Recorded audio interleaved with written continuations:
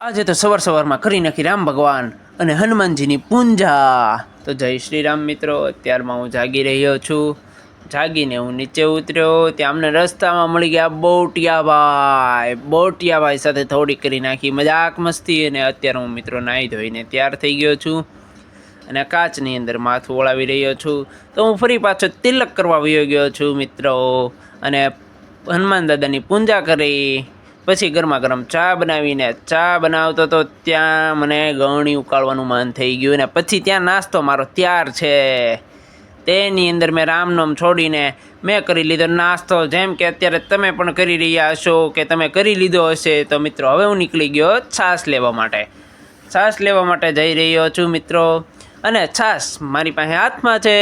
છાશ લઈને પાછો હું ઘરે નીકળી ગયો. ત્યાં બોટિયાભાઈ સાથે કરી લીધી થોડીક મજાક મસ્તી. ત્યાં કાળુભાઈ આવી ગયા કે હું રહી ગયો. જય શ્રી રામ મિત્રો. તો ફરી પાછા બીજા બ્લોગની અંદર મળશું.